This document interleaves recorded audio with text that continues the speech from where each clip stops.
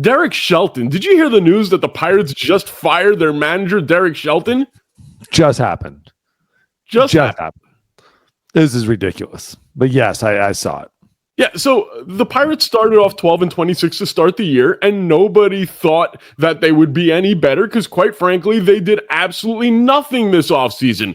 Is it Derek Shelton's fault that they have one guy in that lineup that actually scares you? That they have one great player on that team who's a pitcher who can only get on the mound every 5 days? Was that Derek Shelton's fault? I don't get this. I understand not being happy at being 12-26. Who would be happy at 12-26, right? But when we're sitting there, we're looking at the Colorado Rockies might be happy at 12-26. Well, compared to what it is now, but even then, like this has been a horrible season. Yeah. But we knew this was going to happen. Like this was exactly what we talked about in the offseason. They didn't make any moves. They sat back on basically the same exact team that they had. They made zero moves to get better. They've got some of the brightest young pitching staff in baseball, and unfortunately one of them got hurt. And so Jared Jones got hurt, and they're looking there at Paul Skeens, Mitch Keller, Bailey Falter, and like we're looking at the next future of the Pirates, but they did absolutely freaking nothing to help that pitching staff out. They didn't really get any better in the bullpen. They got some guys, but they didn't get any better in bullpen. From a lineup situation, yeah, they brought in like a Tommy Pham. They brought in some guys, but it wasn't moving the needle. Tommy Pham at this point, I like him. I played with him, but he's not good enough for his attitude at this point. Yep. And when he's batting 180, like he's got a chip on his shoulder, and I like that. And it works on a good team, and he's a great defensive replacement. He can go in and steal some bags, do et cetera, et cetera, et cetera.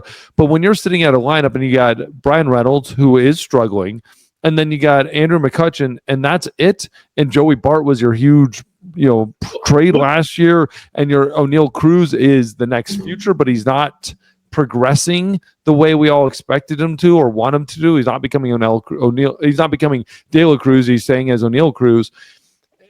We've got problems with this lineup. We've got problems with this team. There's problems up and down this roster.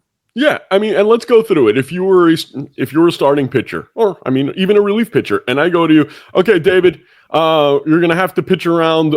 Tell me who you're going to pitch around in this lineup. Joey Bart, Does he scare you? Nope. Henry Davis? No. Adam Frazier? Wait, who did you say was the last one? Henry Davis. Backup catcher. Adam Frazier? No. No, God, no. No. Peguero? No. Triolo? Who? Jared Triolo. That's the joke. No. Yeah, exactly. Emmanuel Valdez, Alexander Canario, O'Neal Cruz. No. Matt Gorski.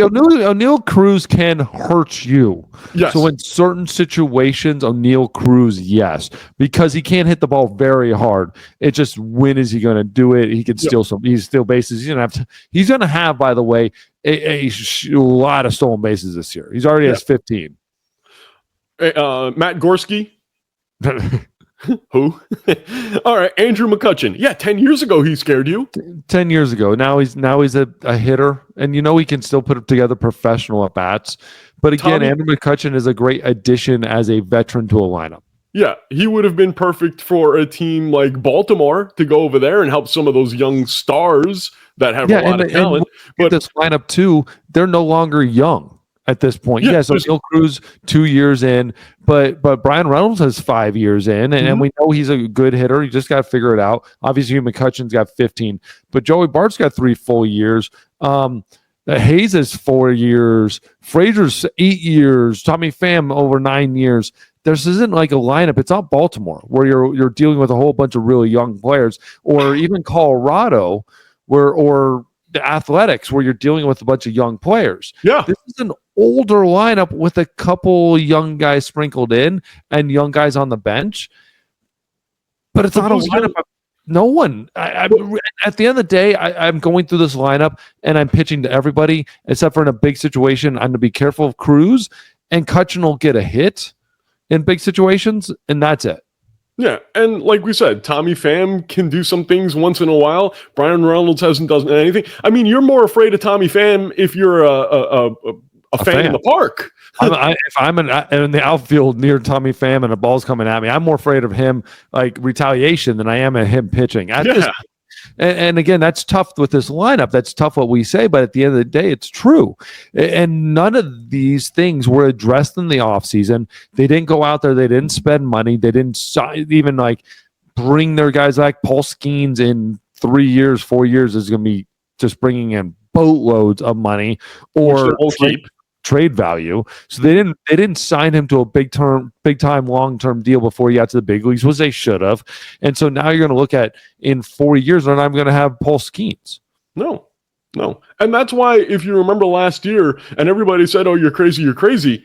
If I'm the Pirates, I legitimately think about trading Paul Skeens and seeing how much I can get. I understand he's the face of the franchise, but he cannot help you that much. He's going to get 30 starts, and that's the bottom line. If you could get, and you're not going to get him now,